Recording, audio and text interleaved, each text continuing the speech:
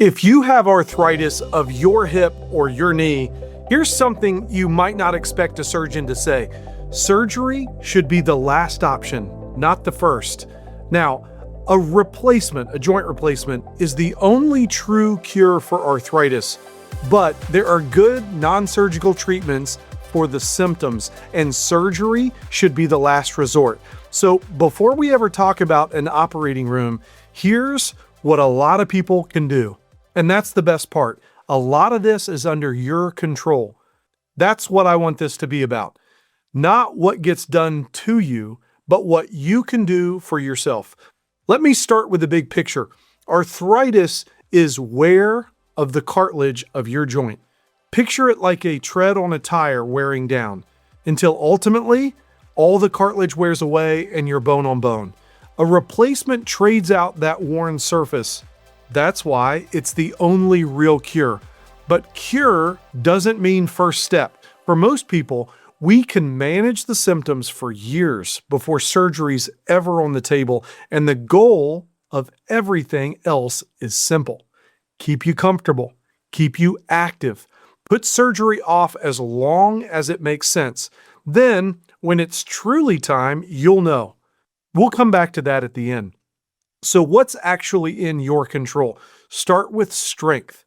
Your muscles are the shock absorbers of your joints. That's actually how I describe it to patients. Strong muscles around your hip and around your knee take the load off the worn cartilage. They soak up the force that would otherwise pound the joint. You don't need to become a bodybuilder.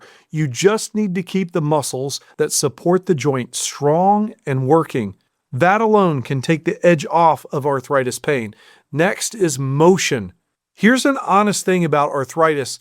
Arthritis does steal the ultimate range of motion, so the extremes. So chasing flexibility that you had as a teenager is probably working against yourself, but that's not the goal. The goal is to keep good quality motion in the joint you have now. Gentle range of motion, a little bit every day. Don't panic about the pain. Pain doesn't always mean damage. Moving an arthritic joint can be uncomfortable and still be good for you. Now, a real caveat about formal physical therapy. For some problems, like arthritis behind the kneecap, structured physical therapy genuinely helps. In fact, it's probably the best thing.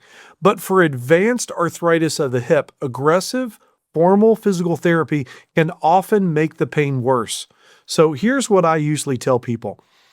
You need to be the one that guides your own activity. You know your body. You know when to ease off. You can say no to any activity, but you have to say yes to something. Now let's talk about weight.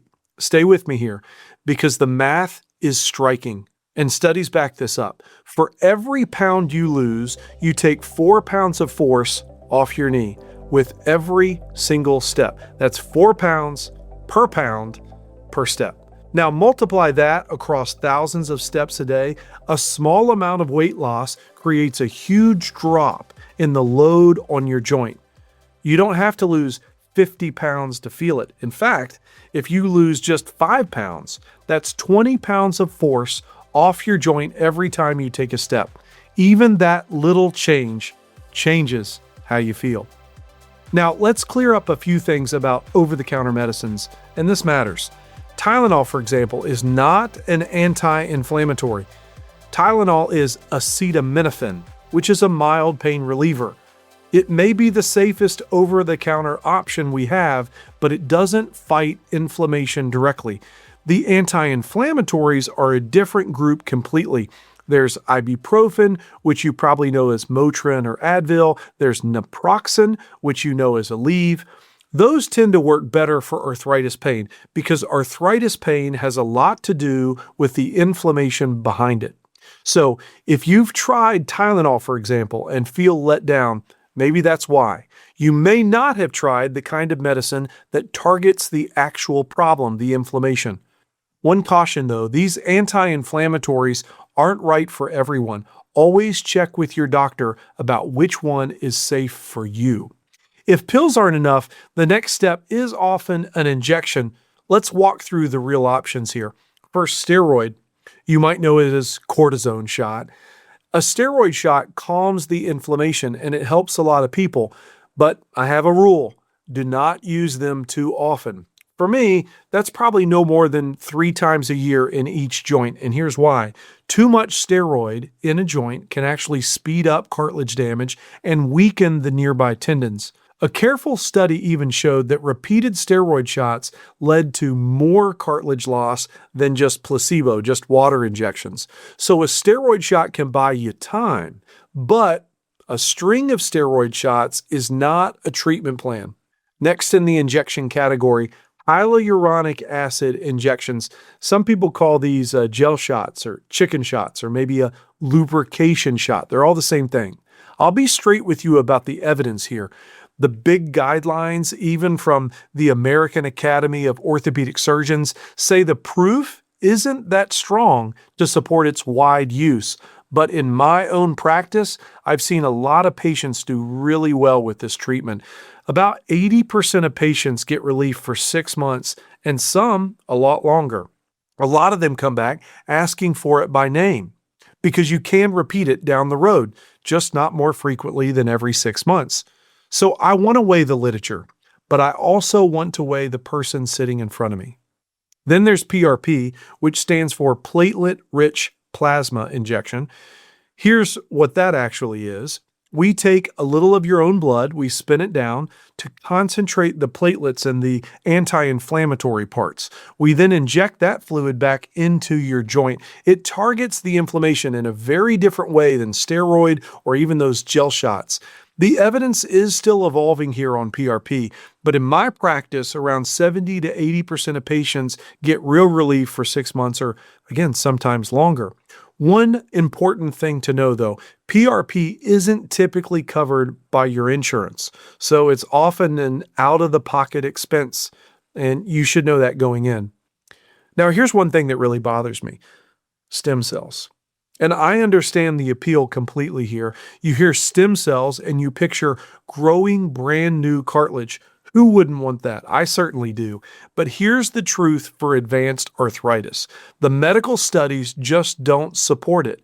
The best controlled trials suggest most people who get relief from these injections, these stem cell injections, have equal relief to those who received placebo injections. The stem cells simply do not rebuild the joint. And let's clear this one up too. Some places call PRP injections stem cell treatments, and they're not. They're different. PRP is the platelet shot I described above. True stem cells are just a different thing completely. And for a real stem cell injection, to put that into an arthritic joint, the evidence just isn't there. So I tell my patients this: if stem cell injections were free, I'd still tell you not to do it, but it turns out they're very expensive, and it honestly saddens me. I've had patients spend $10,000, $15,000, even $20,000 on stem cell injections, and they get no relief. To be clear, we do use stem cell treatments for certain tendon problems, so not all stem cells are bad, but for an arthritic hip or knee, the science just isn't there. You need to save your money. So let's bring it home. All of this, the strength, the motion, the weight, the medicines, the injections, they can all add up. For most people, it buys years of good living before surgery is ever needed. And that's the whole point. Surgery is the last resort, not the first, but I'll be just as honest about the other side. There's a point when the non-surgical options stop working and your quality of life is the thing that's paying the price. So here's the question I ask. If your pain and your limitation were taken away like that, how much would your life change? When that answer gets big enough, it's time to talk. The most common thing I hear after joint replacement is, why didn't I do that sooner? But that doesn't mean rush in. It means you'll know when it's time, and we can figure that out together. If you want to talk through your own arthritis journey, there's a link to schedule a consultation below, as well as a full guide to treating arthritis without surgery. Thanks for watching, and keep your questions coming. Write them in the comments below. Those questions, I'll try to answer them, but they also fuel future videos. See you back here.